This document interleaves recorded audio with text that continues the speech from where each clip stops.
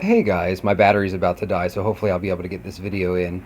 Welcome back to the Spanish learning section of my blog. Hola y bienvenidos otra vez a la sección de mi blog para aprender el idioma español. This is Brendan, and for some reason, when I recorded the other day on my sofa, the video number 2 that I did for Teach Yourself book type resources, it deleted itself from my phone. I don't know what happened. So I'm re-recording that section. It's probably going to be about 8 or 9 minutes long, this video, if my phone doesn't die first. And let's get started. The first book in this second part of the Teach Yourself type series, I don't mean Teach Yourself like the actual publisher, Teach Yourself, but books that are kind of in that spirit. This is Spanish for Beginners. This book was actually published in the 1950s. In fact, my edition, you can tell from the creamed tanned color of the page, is actually an original edition from the 50s. It was published by Barnes & Noble, which few people know. Some people don't know, actually, I should say, is actually a publisher in addition to a bookstore. But if you look on the back here, it's a little hard to see, but you can see that they actually publish a bunch of other books in this series. So if you like this book, once you get it, if you decide to get it, you can also get French for beginners, you can get Italian for beginners, Russian for beginners, German for beginners, and then some other things. But I particularly liked this book. However, this book is titled wrong. It's titled incorrectly. It should not be called Spanish for Beginners. It should be called Spanish Through Literature Excerpts for Advanced Beginners and Intermediate Speakers, because that's basically what this book is. It starts out kind of from scratch, teaching you some basic Spanish pronunciation, basic phrases, etc. And then it pretty quickly, like a third of the way through or a quarter of the way through, jumps into having excerpts from real Spanish literature, the kind that you would study in a college course.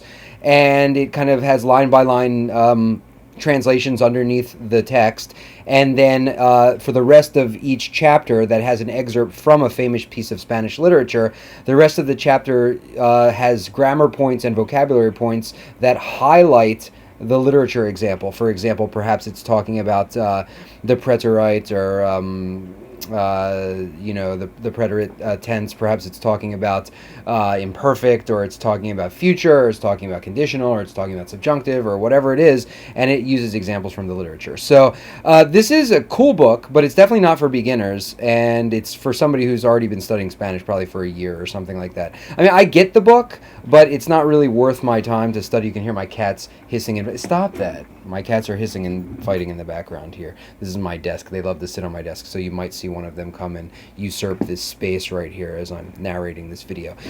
This one is actually excellent. This is Outreach Spanish by Barron's, the educational publisher. They make all the SAT guides and all that kind of stuff. I can't recommend this book enough. I'll try to remember what I said in my video blog entry that was deleted, because I think this is a top resource. I kind of skimmed it. There's my cat Squeaky. Hello, Mister. This book basically takes you through and gives you really practical vocabulary, sentences, minimal grammar, but it's very useful Spanish, and it's exactly what it suggests. It's outreach Spanish. It's Spanish for English-speaking people who are in job fields that involve daily interactions with Spanish-speaking people, whether it's healthcare or construction or what have you. And basically, it's excellently organized, and I plan to go back to this one again and again. I'm probably actually going to take this one with me to Mexico, study it on the plane, and maybe study it a little bit each day. It's just really excellent. This is New Spanish Self-Taught.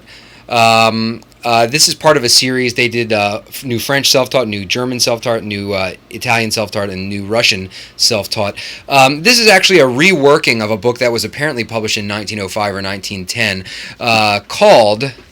Let's go to this, because I found this particularly interesting, called The Language Phone Method of Practical Linguistry, which was sort of a precursor of some other audio-based, speaking-based language learning programs. So early in the 1900s, 1905, 1910, there was a school of thought in language study that language learning should involve somewhat less grammar and more speaking. So already in the early 1900s, they were moving towards practical language learning versus let's study grammar of Latin and Greek and other, sort of ancient dead languages and things like this. This book is good. It's organized kind of in a bilingual sort of a way. For most pages, the left-hand page is in Spanish, and then the information on the left-hand page is repeated on the right-hand page in English with footnotes. This one's a little dense. It's not really fun to read, but it is taught entirely in Spanish with bilingual translation on the facing page. And the one good thing is that all of the grammar points and the instruction and the explanation about this is the subjunctive, this is the imperfect, all of that, they give that to you in Spanish with the English translation. So it's sort of like an immersion textbook, but you have the benefit of having a crutch on the right-hand page to have English if you can't understand the Spanish explanations of Spanish grammar. So I recommend this book. It's not really for absolute beginners. It's definitely for people who are more creative in their learning and want to use a more immersion type approach, but with a little bit of a crutch that you can fall back on English if you don't know what the other things are. This is the Cortina method, Conversational Spanish in 20 lessons. As you can see from the price tag, I picked it up for $1 at the Strand. I think I also picked up another copy at the Strand once for like $4 or something like that. The Cortina series is actually really good. In fact, it's so good that when I first had a Spanish language learning conversational partner for a very brief period of time last year, for like a month or less, my friend Hector from the Chinese program where I teach and study, he chose this book to use for our lessons. And basically, this book also, just like the Berlitz series that we went through, it has really good phonetic pronunciation, in this case on the first of 2 columns on the right-hand page of each page. So you can pretty much start to pronounce Spanish from scratch. There's a minimal amount of grammar, but the entire second half of this book, you can see how thick it is, the entire second half from the divider right there onward is actually a grammar of Spanish language. So you can choose to not even pay attention to that, which is what I did, and I basically only read the first part of the book, which is 186 pages, and it's a pretty good introduction to conversational Spanish. It's a bit outdated. My friend Hector tells me some of the vocabulary words is very 1950s and 60s, 1970s. I forget when this book originally came out. I think in the 60s or the 70s. But it is very good, and it's particularly excellent if you have a language trade partner and you want to use the dialogues in that.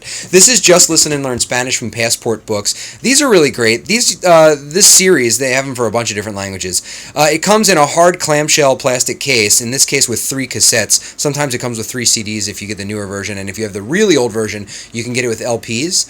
I particularly like this because it's an ingenious idea. Basically, some people went around with a portable cassette or reel-to-reel recorder in the 70s, and they recorded actual conversations in train stations, in cafes, on the street, with real people talking about their children, and they make mistakes. Sometimes the people who are being interviewed for the recording stumble over their words, or they stutter, or they say something like in English when we say, go there, no, I mean, go, well, actually, I don't know. They speak just like that, but in Spanish. So it's pretty helpful to get an idea of what real Spanish sounds like. It's Spanish from Spain, so you're not going to get Latin American stuff, you're not going to get Latin American vocabulary. It's also from the 70s, so the recordings actually sound a little bit scratchy. They sound like they were taken off a record. They sound like they're from the 70s. They have a lot of hiss. It's kind of charming. I mean, as a musician and as a recording engineer, I find that kind of stuff neat, but some people might find it a bit tedious to listen to the recordings, especially if you're just doing a raw transfer and you want to dump them to MP3 and listen to them on your phone or whatever. You might have to boost the volume quite a bit to be able to hear them over the rush of a train or a bus or a car or whatever. But this is a good book, and actually, if you have a good idea of how Spanish is pronounced, you really don't even need the recordings. I don't use the recordings for this, even though I have them. It just has some pretty good conversations. It has some nice illustrations. It's sort of thematically organized, and it's pretty good.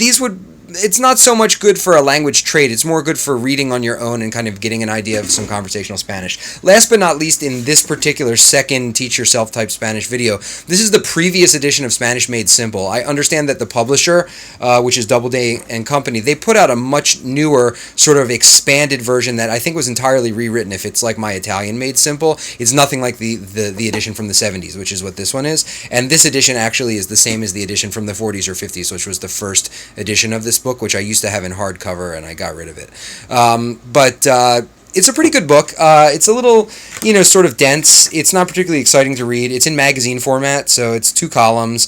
But the Spanish starts from scratch, and by the end you're reading, solid but very basic Spanish, the kind of Spanish you would read in a beginning textbook or whatever. They try to make it a little more interesting. They try to make the articles and the stories in this about there's a businessman and he's in Spain or Mexico or something on business, and he's talking about his family and where he needs to go, and he needs to buy a watch or whatever it is that I don't even remember.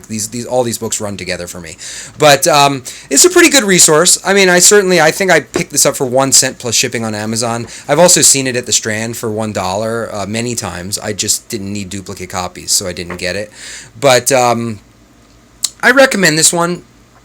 The wonderful thing about all these resources is that everybody has a different learning style, and for one person, they might see the layout of this book, Listen and Learn Spanish, they might say, that's my dream book. The way it's laid out, I love it. Somebody might see Spanish Made Simple, say, that's my dream book. Somebody might see the purely kind of vocabulary list format of this book, Outreach Spanish, and say, that's my dream book. Somebody might see the Cortina Conversational Spanish, which, the first half of the book has 0 grammar, the second half of the book is only grammar, and the way it's sort of, bipolarly divided that way, somebody might say, that's my dream book. Somebody might see this and say, this is my dream book. Somebody might really be interested only in learning Spanish to read Don Quixote one day or something like this, or The Three-Cornered Hat, or whatever. You want to read Spanish for literature, so Spanish for Beginners by this guy, Charles Duff, from the 1950s might be your dream, or any of the other ones I reviewed. So thanks for sticking with this. It's a long video, and I hope you enjoy, and stick with me because we're going to have some exciting stuff as I work on my Spanish and I begin to use it once I go to Mexico later this month. Bye-bye.